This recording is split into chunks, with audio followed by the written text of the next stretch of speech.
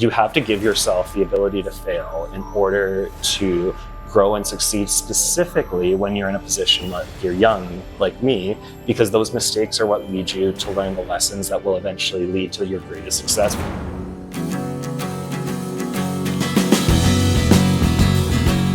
Welcome back to the Deep Fryer podcast. I'm Joe Fries, pleased to be joined this week by Ajeet Brar. Correct, still me. Still him. Ajeet, I've actually wanted to have on, when I was drawing up my list of guests for this season, I had Ajeet on it, but I couldn't figure out how to pigeonhole him because he's involved in a lot of different things. But anyway, we're getting him this week to talk about his involvement with the Penticton Neighborhood Association. Yes. Okay. All right. You did such a great job introducing myself. I don't even need to, Joe. Okay. What's your role with the PNA? Yeah. So I'm here obviously not just for myself, but on behalf of the Penticton Neighborhood Association. Yep. So I could describe it, like in the jargon way that we have it in the bylaws, but that's obviously just, the business end of things and how we go about it. So what I'll say, the Penticton Neighborhood Organization, it's a dedicated group of individuals who want to create lasting local change that has an impact in the community beyond just oneself. So how we do that is there's a lot of different facets to it, but essentially we're a collection of young professionals, family, people with families, I should say, adult children like myself who live with their parents in their basement, but still working full time. So I'm not that, that bad, but basically what it was Nick Stelberg, who is our president and the one that you've probably communicated or heard more about because he presented to council when we were at the committee of the whole meeting. He essentially just got a bunch of like-minded individuals like myself together and said, how can we make change in Penticton that we want to see? And him coming from a background in bigger cities where there were already existing neighborhood associations, we found that as something that Penticton lacked. So that's where we sort of formed ourselves. We had our inaugural AGM just in January of this year. The original idea started way back in March 2020, but we were just a group of friends over Zoom talking about what to do, right? But eventually that one thing led to another, and as we became more organized and involved in terms of our involvement in the community, and we had sort of a guideline outside of COVID, right? Because before there was a lot of unknowns in 2020. So that's what eventually led to us delaying our start till January of 2023 to go official. But we got all the framework in place. So I think it was something that was actually beneficial for us in the long run. And 2024 is going to be our big year where people in Penticton are going to start knowing about us, but we're already getting our face out there. Okay. So inspire our imaginations a little bit. So I love doing that. Good. So neighborhood associations elsewhere that perhaps you draw inspiration from. What are some big ideas, cool ideas out there that fires up your group? Well, I'll give you one that's gonna that everyone who's viewing this episode will be able to see right in action over 2024, because it's our real, I would say we've already had one successful project, which I'll talk about in a bit, but this is our 2024 outlook. So let's take a journey with me. And if anyone's bored already, there's a YouTube video that's only 15 minutes that you can listen to instead. And look it up. It's called the Brooklyn Participatory Budgeting Project. Or sorry, New York, not Brooklyn specific. So this was a project done in 2019, I want to say right before the pandemic. And basically what it did is they went and canvassed the 6 boroughs of New York, right? So Staten Island, Brooklyn, and as one, Queens, Manhattan, and the 5th one, which I'm forgetting, but that's okay because I've only been in New York twice. But anyways, so what they did is they canvassed these neighborhoods, or these boroughs, and they talked to community members in areas like this, like a community center, a local school, where people were able to come in and see and identify problems in their respective boroughs and identify solutions that were within the framework and this, by the way, so let me take a step back here. So this program was done in collaboration with the municipal government of New York, so the city of New York.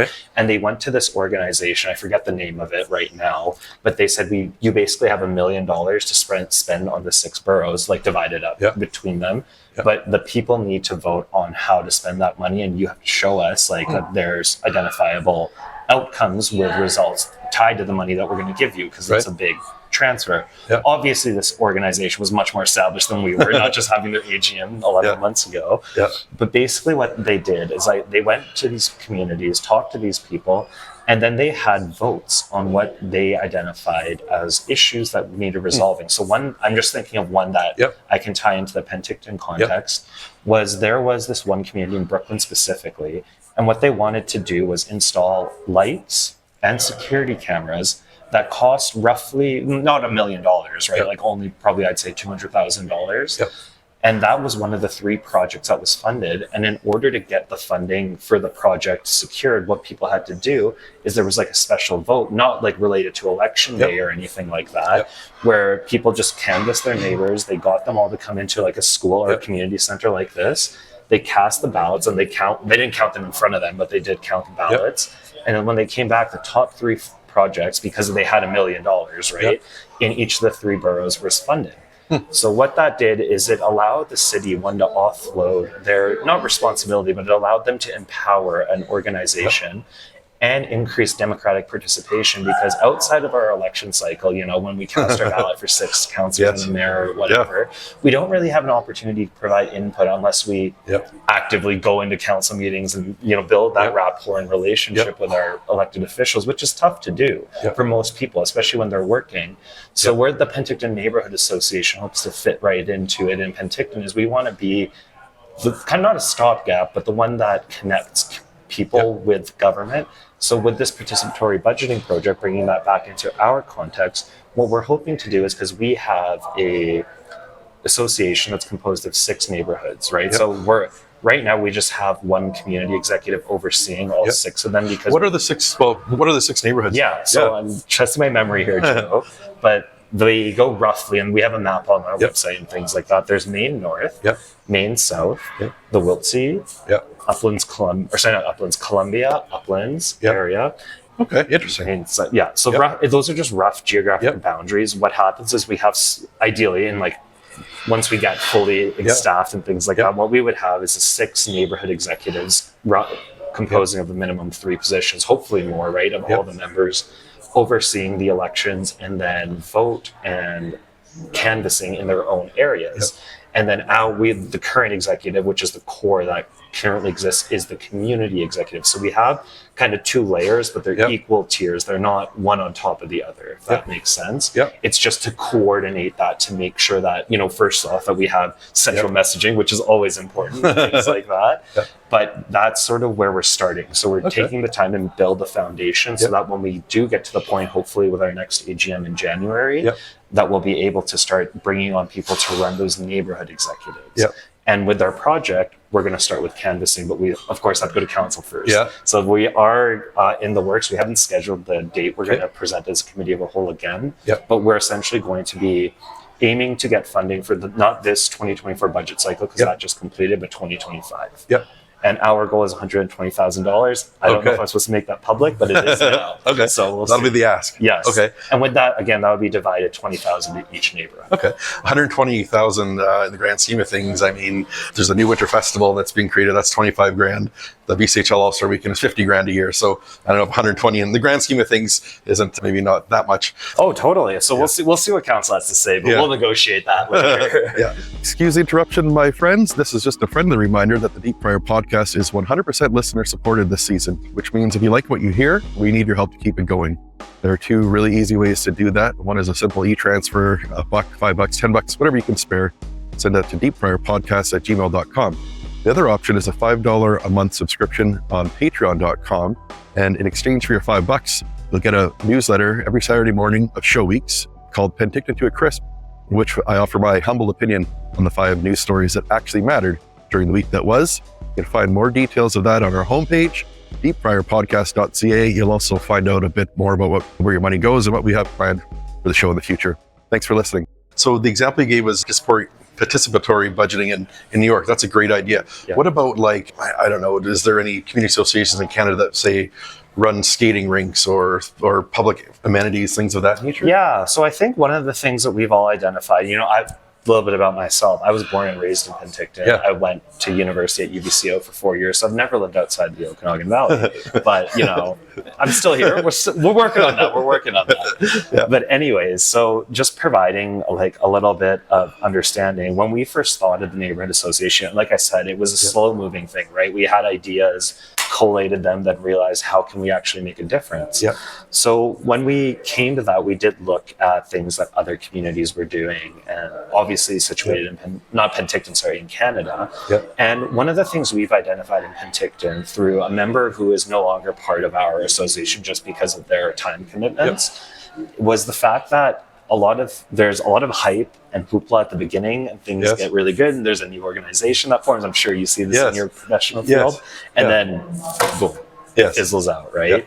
So we're trying to avoid that by having a longer planning process and things like that. So one of the things we've identified as part of this, like we've essentially been planning for a year now, that since our inaugural AGM. And one of the tasks we undertook was a member-initiated gap analysis in which we identified needs and areas where we could provide assistance, because there's a lot of great organizations in Penticton that are already doing great work, and we don't want to duplicate or step on toes where we don't need to, but we do want to connect and provide support, which is really the two of the many core ideals of the Penticton Neighborhood Association. So the first event we officially ran was back when we first presented to council in I want to say May, or June, and we had a clothing swap. So that was something we identified, once school was ending, we have obviously parents that are on our team, and they identified the fact that they are normally pulling out a lot of clothes, resetting them because it's time for the summer, and they just want to get rid of stuff. Like literally, that's it. So we ran, like I said, our first clothing swap over at the South Okanagan Seniors Drop-In Center in South Main.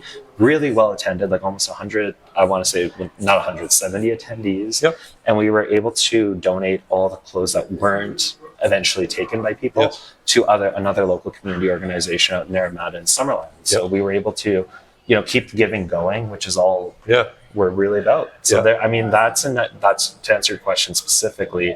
That's something we were able to identify, and we're looking to try and make that an annual thing now. We're struggling a bit with location and dates. So if anyone has a location in May or June that they want to give to us, let us know. But that's of no fault to the Seniors Drop-In Center. They're a great organization. Our just timing for 2024 hasn't worked out with them. And that's that. Okay.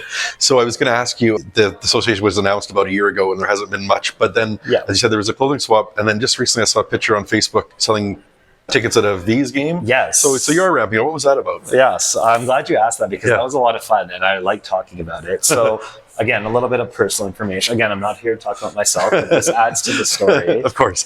So my day job is I work for the Canada Revenue Agency, as I think you knew already.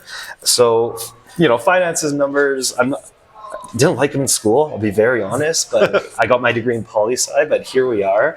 Anyway, so I obviously have a little bit of an acumen for things like that, and we knew when our organization got started, like most organizations, you need financial backing or funding to keep your operations going, because the labors of love only last so long.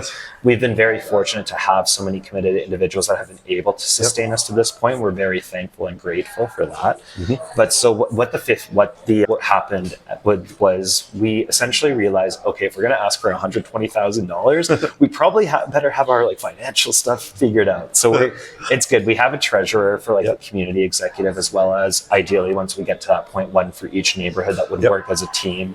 And everything's transparent and all that, but instead of boring you to death with those things, basically what happened was we took the lead and we approved a financial terms of reference that we could share with all our membership to form part of our foundation documents, which just basically illustrates where the revenue goes, how it gets distributed. Because we want to make things easy.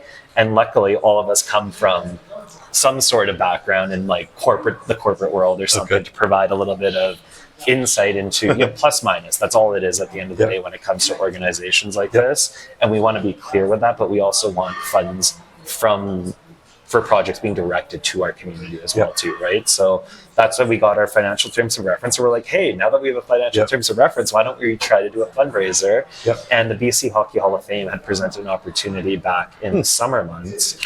This kickstarted us to get our financial terms of reference together and things like that, where community organizations can be the bodies for the 50-50 tickets, these games. So normally I believe it's minor hockey that normally does that, but they offer it up select dates to other organizations. So they called on us and we were like, yeah, of course, we have the manpower, we have the ability to do so. And so we ran our first fundraiser and we were able to raise $400 for selling 50-50 tickets. I was at the booth that she said was the busiest, and I was like, you need to put me here. And it was a really good time, but it was really nice seeing so many people, because we got to talk to them about who we were and get our word out there. And especially because, like I said, 2024 is really going to be a big year when we're knocking on doors in people's community, and they'll get to know us more than just you do. Yeah. So we're really looking forward to that. And it was nice. And we really thank, again, the V's organization as well as the BC Hockey Hall of Fame for providing us a date, because they do go pretty quickly. So I'm curious now, what was the reaction you got from people at the V's game? Were they surprised, or did they know much about you already?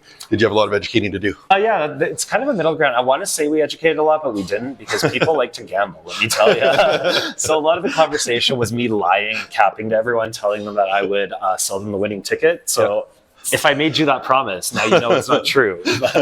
Someone did win it, I'm sure. Yes. But when we did get to the conversations, again, I'm just speaking from my experience, because I was the one that was running around and like actually in the suites or in the bowl talking to people. And we also had the BC Hockey Hall of Fame jerseys on, so a little hard to promote your own brand when you're helping others. Yes. But again, spirit of PNA was very well alive, and we would just share that with people. And essentially, like, our big message right now is watch for us and don't hate us if we come knock on your door in a couple of months asking for information and things like that. But yeah, people I think are excited, because one of the things that Penticton offers is, through my other experiences, I've noticed that a lot of people come to Penticton from other areas, like Nick and his family and all those other people that are members, and they know what a neighborhood association is. The vocabulary is not unfamiliar to them, but what iteration of it in the context of our community maybe, because it's so new. So that's sort of what I've been finding personally, because obviously growing in Penticton, I had no clue what a neighborhood association was. But I'm finding other people do, and that maybe that's something that's lacking that we can help fulfill and grow next year, now that our name and financial terms of reference are finalized, right? Always two important things. Okay. So fire up our imaginations again. Now, say it's 5 years down the road and PNA has taken off and everything's great.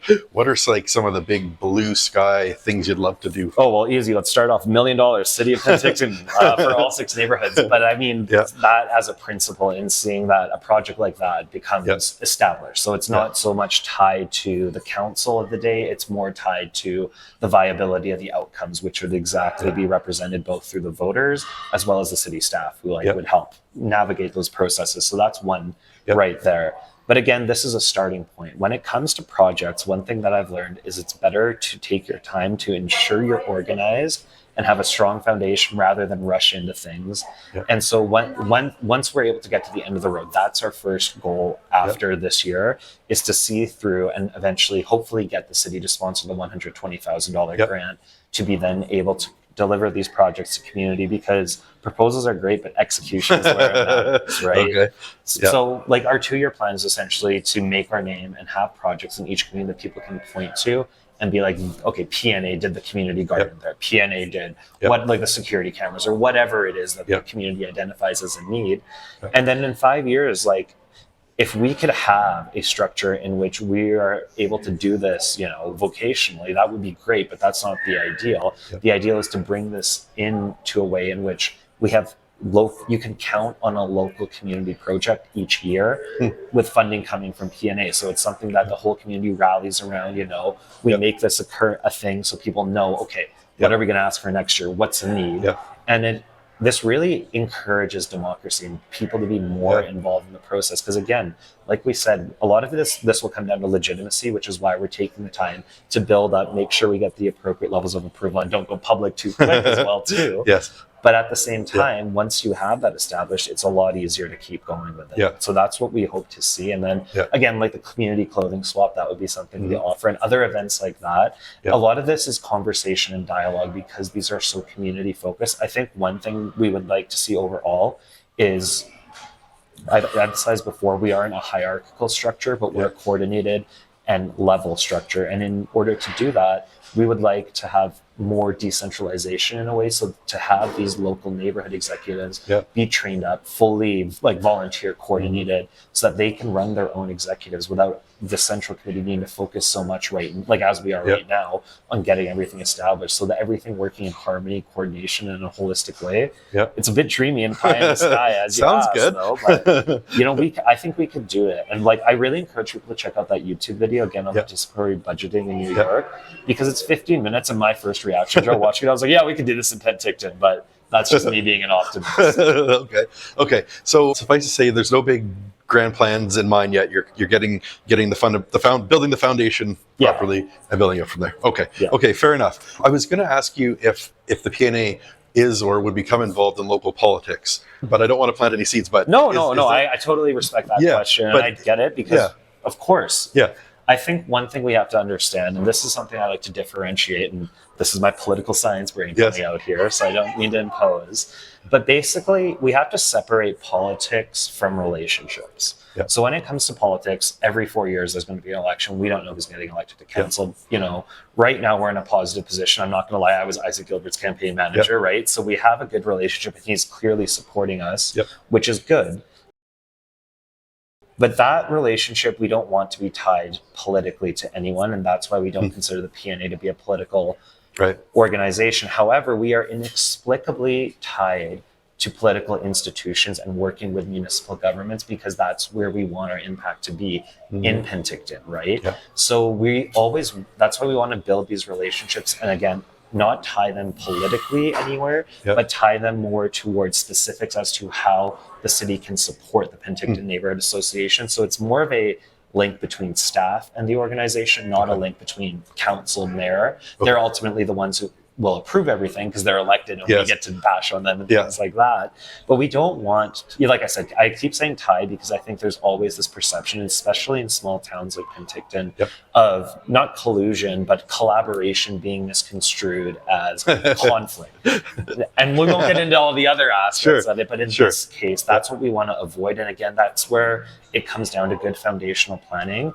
So that, now we're letting people know we're going to approach the city because the city council, we want them to be aware and be like, hey, these guys are doing stuff in the community. Maybe when it comes to budget 2025, now that we know what they've been doing and they've shown they've done it, we'll be more inclined to approve that grant or whatever. But the people we'd actually be talking to throughout the process would be city staff because they'd ideally, in the ideal world, help us in organizing all that. And then identifying, being like, we can do this, or we can give you the permit to put a playground in here or something like that. So you're looking to set something up long term as opposed to twisting arms right now. Because there's no point in that. When it comes to politics are fun. It's my stuff. Don't get me wrong, but that's not how organizations and it's not how communities thrive. It's an institution of power, and that's all it is. But it's one factor, and we want to be more holistic, but we do want to obviously leverage that when we can.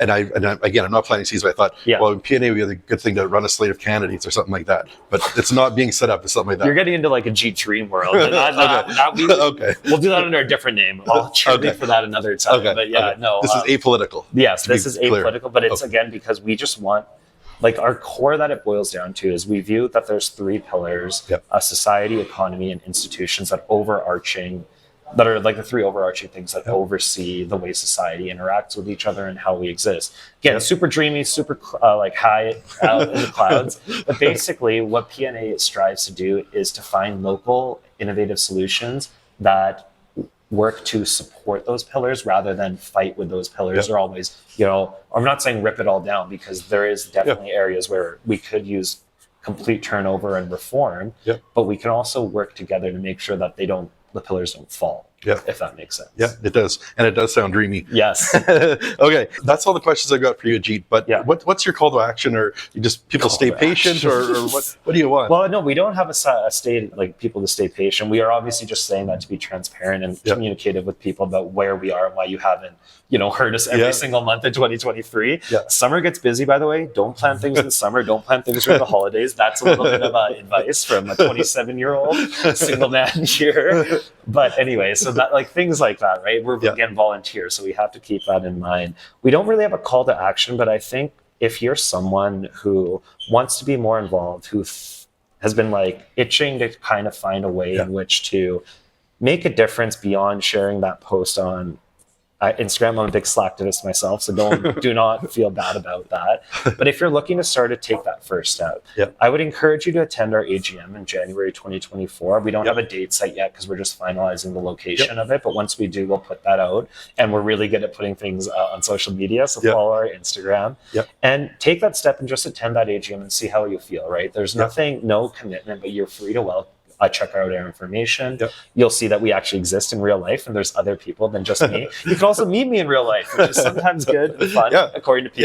It is. I can attest. Yes. So yeah, I would encourage that. Again, the YouTube video, Participatory Budgeting in New York City, just because that's something that's low pressure. You can just look it up, check that out, look at this podcast and listen to me and share it and all that good stuff. Yes, please. And yeah, just stay tuned in 2024. Like once January comes, again, because the holidays, we want to take things easy like it is for everyone. And then boom, hopefully we're hoping to run when it comes to January. So this is the calm before the storm. You've also agreed, I think, to answer 4 personal questions. I love those. Okay. My favorite. So this season, we're doing these 4 questions for our guests. The first question is this.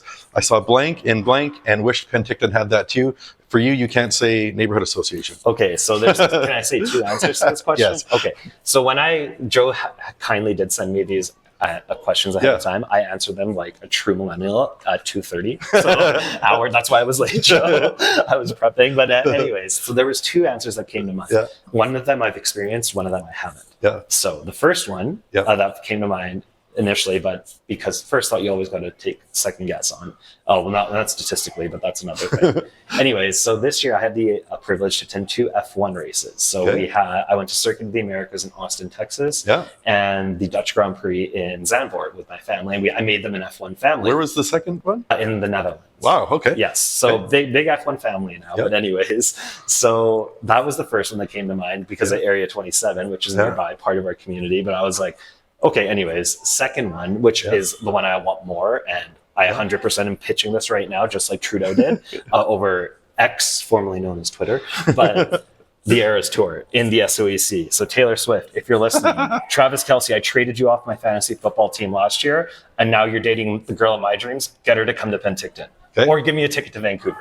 One of the 2. That's what I want to see in Penticton. Obviously, through my work with the PNA, I'm getting to see an actual realization of what I want to see in Penticton. But those are 2 even higher head in the sky. F1 race or Taylor Swift concert? The Eras Tour specifically. Eras Tour specifically. Okay. Yes. It's good to be an optimist and have goals. Yeah. Okay. My most spectacular failure was blank, and it taught me blank. Okay, so this is a good one because again, not to keep making everything about Taylor Swift, but there's this really good quote of hers that I had written in a write-up where I was essentially answering the same question for something unrelated. And basically the gist of her quote goes, you have to give yourself the ability to fail in order to grow and succeed, specifically when you're in a position like you're young, like me, because those mistakes are what lead you to learn the lessons that will eventually lead to your greatest success, which is her Eras Tour. For me, it's going to be PNA flying it high in the sky. So it's hard to nail down just one, but one thing that like really jumped out of my mind was my first ever attempt at an office job. So I went in, and I worked at this organization. I'm not going to identify them just because it's Penticton and small, but definitely an organization, they've been covered well in the Herald and just they do great work in the community. I'm not disparaging them. But when you come out of university, let's just say they don't prepare you very well for the realities of the working world because you don't know what to do with your free time. You don't know what to do like when you're actually in the office and not having to study. And people are like, you have a job, do stuff. And you're like, what's the stuff? What am I trying to do? Anyways, it was 9 months of chaos that ended up in me quitting, but it was quitting because they were going to fire me kind of thing, right? And then I was like, okay, I'm just going to get an easy job, not easy. I don't like using that judgment term, but a job that will allow me to focus on my health and then find out what happens in the new year because it was turning over. So I got a job just as a front desk host, like at the Beachside Motel over on Squaw Lake there. Started in September, got fired in October. So there's a big failure because I thought me voluntarily having to leave this office job was bad, let alone getting fired from a job. It was because it's winter, right? There was just a whole bunch of red flags that I was like, oh, gee, no, you won't know that. Then my mom, the day I got fired, was like, I knew that was coming a month and a half ago. So anyways, listen to your mama. I would just say, those failures, there was, at the time, I never thought I'd be in a position here where I'm sitting them sharing and laughing with you, but they've led me to where I am today. And I'm in a position now where I've been telling people I'm in my reputation era because I'm going through a lot of, not failures, but growth moments in my personal life and work life and things like that. But I still have the PNA. We're still working towards something. So you never know what's the lesson is. And I think that's the biggest takeaway is sometimes you fail and it fucking sucks. And that's that. Yes. And you may not know why, but give yourself the time and space to feel and be upset about it, because that's absolutely valid. There's change coming, but you don't know why it happened. And just because you don't know doesn't mean it's not going to be worth it one day. Yeah. Great advice. Yeah. Okay, next one. My superpower is blank. What is my superpower? I would say being a cheerleader. And I think that, I hope that comes through in this interview. I'm actually going to change my answer. Because it's tied into that. But yeah, so I'm a big cheerleader, but that's because I'm someone who is obviously possesses a lot of emotions, like any human does. And our greatest strengths do tend to be our greatest weaknesses at times as well, too. And so that's something I'm realizing and trying to maintain. And I'm sure a lot of people in life are doing that as well, too. Yeah. And then another cliche that came to mind when I read this question was the fact that with great power comes great responsibility. And I don't think that could be ever more true of an individual's emotions as well, too. So that really is, my emotions are a superpower, not always for the good, but they're there. Okay, good answer. Okay, last question is this. I try not to worry so much about blank. Oh, this is the easiest question in the entire interview. I still worry all the time. That's the issue. Okay. No, I'm just kidding. Obviously, anxiety is something that a lot of people deal with. Me being a millennial, I think I deal with it a little bit more. But I'm trying to learn to not worry as much and let go of what I can't control. Yeah. Being part of things like this definitely does help, and being involved in the community more. This actually was the place I first had a job, so it's kind of poetic justice that we're coming back to the community center. Okay. But giving back to the community is what keeps me from worrying, because I know I'm doing it the best job I can. And honestly, that's all it's about. Just do the best you can, and we'll see what happens. Yeah. For those listening to the audio version, we're recording this at the Penticton Community Center. Careful not to have any people behind us. Yes. But you can hear people going past and doors opening. That's what you hear. What was your first job here? So I was a day camp counselor. So I hung out with kids, played a lot of games with them. I swam in that pool so many times, so I know it. My skin knows it very well. And yeah, that honestly, I think, was where all my enthusiasm and energy comes from. And I love coming back here. I was here earlier today because one of my own routines to keep myself sane is I hot tubs and steam shower. Yep. Or it's in the steam room, but then the sauna today was broken. So city council, figure that out. But yeah, no, this is a great place. My last job before I started working at CRA, I was actually a front desk staff here too. Okay. So I always love coming back here. I know a lot of the people. And it's municipal politics at the end of the day, right? Yeah. It's good stuff. Okay, great. Well, I hope everyone else enjoyed this chat as much as I did. Ajeet, thanks for coming on. Yeah, thanks for having me, Joe. Looking forward to the episode.